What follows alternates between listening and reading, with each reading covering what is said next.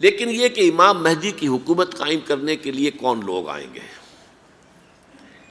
عرب جو ہیں وہ اندر سے کھوکھلے ہو چکے ہیں، عیاشی نے، دولت نے، پیسے نے، دولت، پیسہ، عیاشی، اس کی وجہ سے کھوکھلے ہو چکے ہیں۔ یہاں میں آپ کو دو حدیثیں سنانا چاہتا ہوں۔ سنن ابن ماجہ کی روایت ہے حضرت ابو ہریرہ سے رضی اللہ تعالی عنہ، قال قال رسول اللہ صلی اللہ علیہ وسلم اذا وقعت الملاحم بعث اللہ بعثا من الموالی ہم اکرم العرب فرسا واجودہ سلاحا یوید اللہ بہم الدین، رواہ ابن ماجہ عن ابی ہریرہ رضی اللہ تعالی عنہ۔ جب ملاحم کا دور شروع ہوگا تو اللہ تعالیٰ اٹھائے گا ایک لشکر یا لشکروں پر لشکر موالی میں سے۔ موالی کون ہے؟ عربوں نے جب فتح کیا تھا اس پورے علاقے کو خلافت راشدہ کے دوران، اور پھر وہ لوگ جو ہے، ایک رائے تو یہ تھی کہ انہیں غلام بنایا جائے سارے آبادیوں کو، لیکن یہ کہ حضرت عمر کا اجتہاد تھا، اس کے مطابق جو ان کو غلام نہیں بنایا گیا تو وہ موالی کی حیثیت رکھتے ہیں۔ عربوں میں دم نہیں ہے، موالی میں سے لشکر اٹھیں گے کہ جو در حقیقت حضرت مہدی کی حکومت کو قائم کرے گے۔ دوسری حدیث سنیے، عن عبداللہ ابن الحارث رضی اللہ تعالی عنہ، اور یہ ابن ماجہ کی روایت ہے، قال قال رسول اللہ صلی اللہ علیہ وسلم یخرج الناس من المشرق فیوطئون للمہدی یعنی سلطانہ، لشکر نکلیں گے، لوگ آئیں گے مشرق سے، اور وہ حضرت مہدی کی حکومت کو جمائیں گے اور قائم کریں گے۔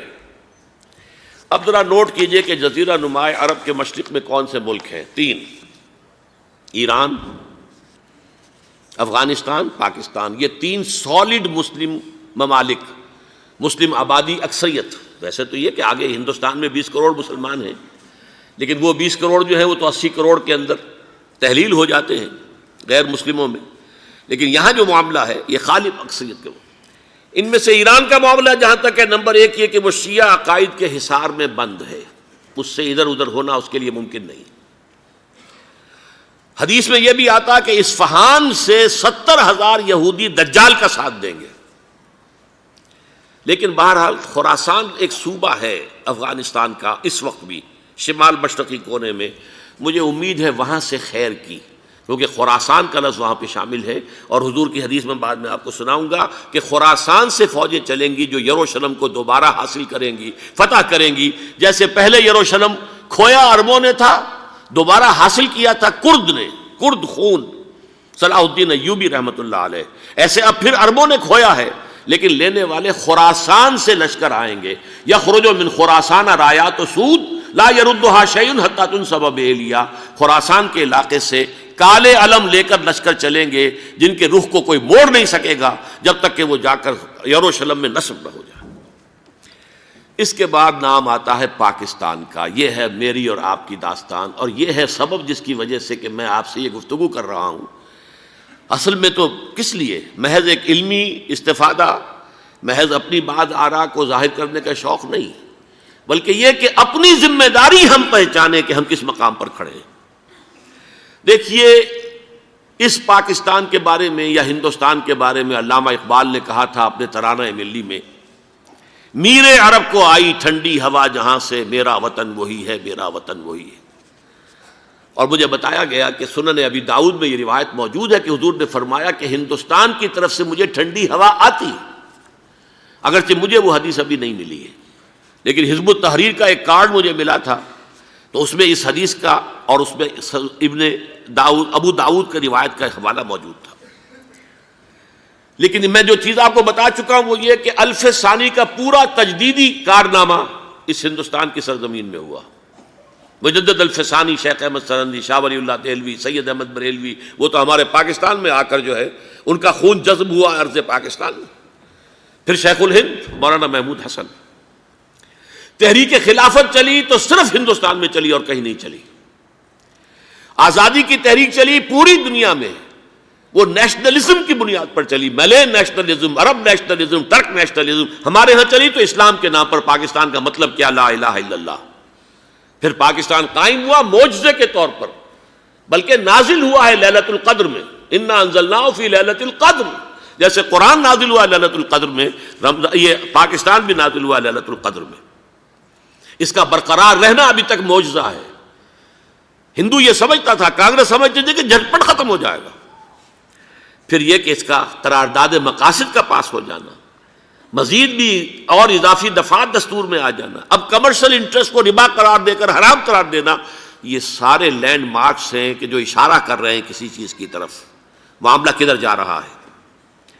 پھر یہ کہ یہ جو 14ویں صدی کے مجدد تھے شیخ الہند، اس کے بعد سے کچھ ایسی شخصیتیں عظیم پیدا ہوئی ہیں ہند میں، جن کو میں سمجھتا ہوں کہ 14ویں صدی کے مجدد اور 15ویں صدی کے مجدد کے درمیان، یہ 15ویں صدی کے مجدد کی راہ کو سیدھا کرنے والے، جیسے کہ حضرت یحییٰ نے کہا تھا میں تو آنے والے کا راستہ سیدھا کر رہا ہوں حضرت عیسیٰ کے لیے، ایسے ہی 15ویں صدی کے لیے امام مہدی کے لیے راستہ صاف کرنے والے سب سے پہلے علامہ اقبال، جنہوں نے اسلام کا تصور دین کی حیثیت سے دوبارہ زندہ کیا ہے، ورنہ اسلام ایک مذہب کی شکل اختیار کر چکا تھا۔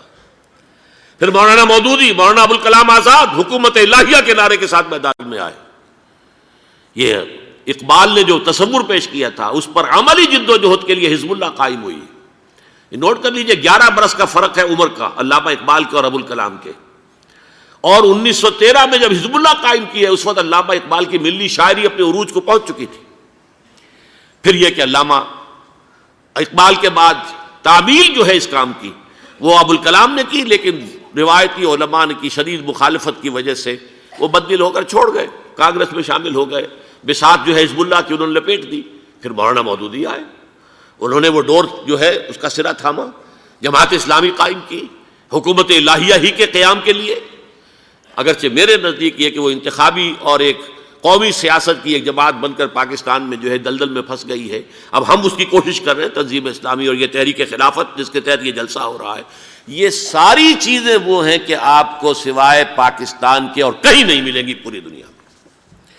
معلوم ہوتا ہے کہ پاکستان کو بہت بڑا رول پلے کرنا ہے اس میں، اور اس کے ساتھ اب جمع کر لیجئے افغانستان کی عمارت افغانستان، اسلامی عمارت افغانستان قائم ہو چکی ہے۔ یہ پچھلے 20 سالوں میں جو کچھ وہاں ہوتا رہا ہے اس سے پہلے تصور نہیں ہو سکتا تھا۔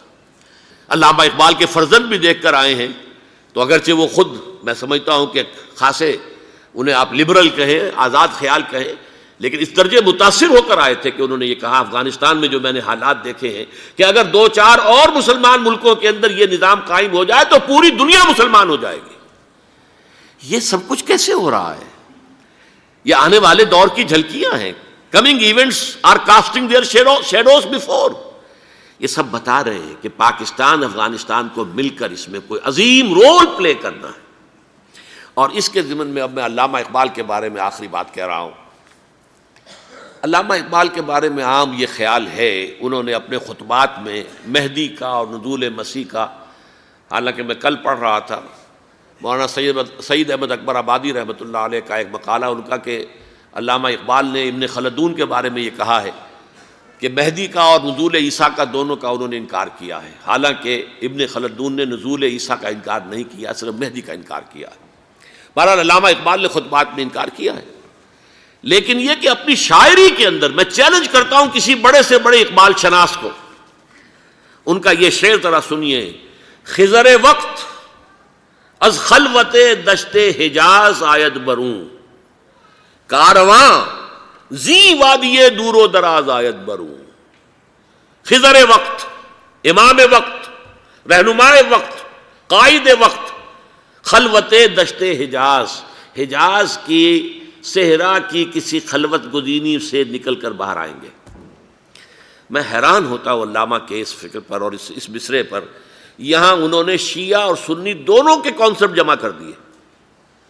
شیعہ کا کانسیپٹ یہ چھپے ہوئے کسی غار میں وہاں سے برآمد ہوں گے، اور ہمارا کانسیپٹ میں ام سلمہ رضی اللہ تعالیٰ عنہ کی حدیث سنا چکا، چھپے ہوئے ہوں گے وہ وہاں پر، مدینے سے نکل کر آ کر مکے میں چھپ جائیں گے۔ اس خانہ جنگی کی حالت میں لوگ ان کی طرف دیکھ رہے ہوں گے، سوچتے ہوں گے انہیں میدان میں آنا چاہیے، کوئی پارٹ پلے کرنا چاہیے، امت کی کوئی رہنمائی کرنی چاہیے، لیکن وہ چھپیں گے، وہ کارہ ہوں گے، وہ اس ذمہ داری کو قبول نہیں کرنا چاہیں گے، جا کے چھپ جائیں گے مکے میں، وہاں سے مکے والے انہیں نکالیں گے، اور وہ کارہ ہوں گے، انہیں بالکل یہ پسند نہیں ہوگا کہ یہ ذمہ داری اٹھائیں۔ تو خضر وقت از خلوت دشت حجاز آیت بروں، کارواں زی وادی دور و دراز آیت بروں۔ کارواں جو چلے گا ان کی مدد کے لیے اس وادی دور و دراز، اس عظیم وادی دور و دراز، یہ وادی سندھ ہے۔ وادی سندھ جو ہے ہم سمجھتے ہیں کہ صرف یہ پاکستان اور پنجاب جو ہے یہ اس میں شامل ہے، سندھ اور پنجاب نہیں، افغانستان کا پورا مشرقی علاقہ اس میں شامل ہے۔